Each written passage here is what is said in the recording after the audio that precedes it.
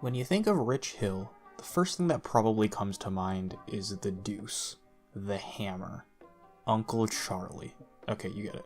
The point is, the main reason 40-year-old Rich Hill is still pitching in the majors, and will probably still start a handful of games in 2021, is because of his nasty curveball. But nobody throws just a curveball. In 2019, only 3 pitchers threw a curveball more than 50% of the time, and Rich Hill was not among them. Hill instead throws about a 50-40 pitch mix between his four-seam fastball and his curveball, with the other 10% being a sprinkling of sliders, changeups, and cutters. And get this, on a rate basis, Rich Hill's fastball is actually better than his curveball. For sample size purposes, let's combine 2019 and 2020 numbers. For this video, I'll be using Baseball Savant's publicly available run value metric, where 0 is average and lower is better. This metric gives Hill a negative 13 run value in 775 fastballs thrown, and a negative 7 run value in 682 curveballs thrown. It is important to note that run value is a context-based metric, so it isn't a perfect way to rate pitches, but it can give a good general idea. For what it's worth, both Fangraphs and Pitch Info's pitch value metrics back up the claims I make in this video too. Hill's fastball run value of negative 2 runs per 100 pitches in 2019 was 6th best among all starting pitchers, right behind Garrett Cole. Hill's fastball was this effective despite being in only the 15th percentile of fastball velocity, with an average velo of 90.3 miles per hour. Here's what that looks like visualized in a scatter plot. There's Garrett Cole, there's Jacob deGrom, and way over here on an island is Rich Hill. The only other pitchers with fastballs comparable to Hill are Clayton Kershaw, Zach Greinke, and Kyle Hendricks, pretty elite company. In 2020, Hill's average fastball velo went down to 88 miles per hour, putting it in the 3rd percentile for major league pitchers. Despite this, it still had a very respectable negative 3 run value, or negative 1.1 runs per 100 pitches. This ranks him 55th out of 164 qualified pitchers, very solid for the 7th slowest fastball in the majors. So we've established that Hill has a very effective four-seamer despite his velocity being really bad. But why, and most importantly how? MLB hitters have begun to consistently hit 95 plus gas in recent years, so why can't they catch up with Hill's heater that should look like a meatball in comparison? The answer lies in 3 factors that go beyond velocity: mixing speeds, tunneling, and spin rate. Let's start with speed mixing, since it might be the least quantifiable out of the 3. In short, pitchers want their pitches to cover a wide variety of different velocities, since it keeps hitters guessing a lot more. If you throw a slider and a changeup, but throw them at the same velocity, hitters can adjust to them on the fly since they don't have to change the timing of their swing. But if you throw the changeup 5 miles an hour slower, then if the hitter expects a slider, they'll be way in front of the change. As a general rule, it's easier for a hitter to adjust their swing plane and location mid-swing than it is to adjust the timing of the swing.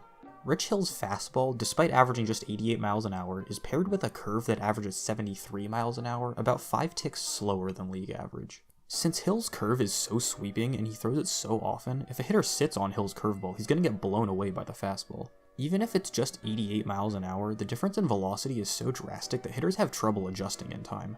So then why don't hitters just sit on his fastball and adjust to the curve instead? Well, the answer lies in our next factor, which is tunneling. Tunneling, simply put, is using similar arm slots, release points, and pitch locations to make your different pitches appear the same to the batter for as long as possible.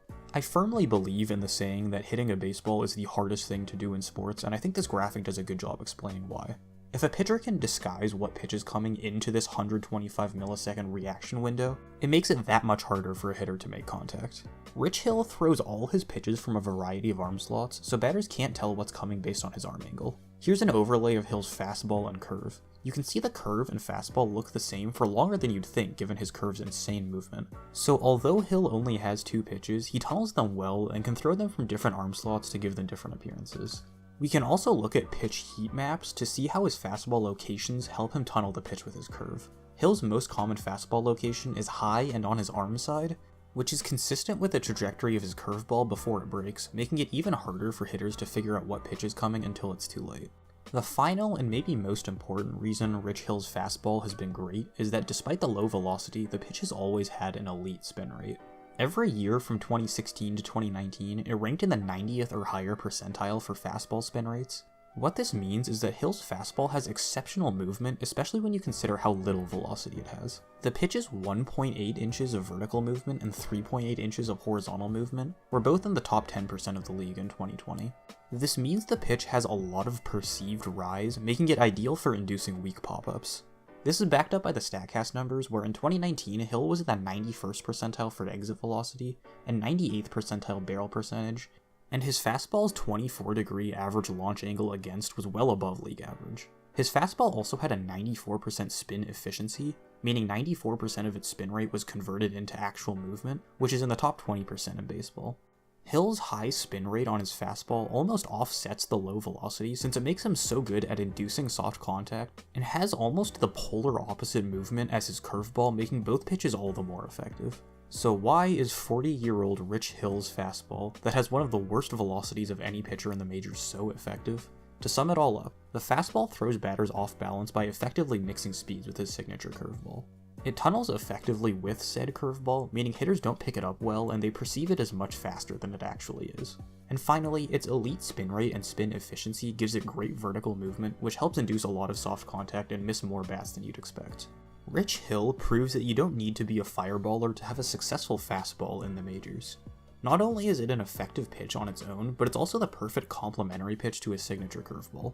While he is good for at least one 60-day DL stint a year, Hill can still contribute to a contending team in 2021, which is extremely impressive given his age and the fact he was almost completely out of baseball 5 years ago. I've seen firsthand what a valuable player Hill can be, and he'll be one of the most underrated free agent signings wherever he goes. As always, thanks for watching. If you're enjoying the content, sub to the channel and maybe leave a like, and I'll catch you guys in the next one.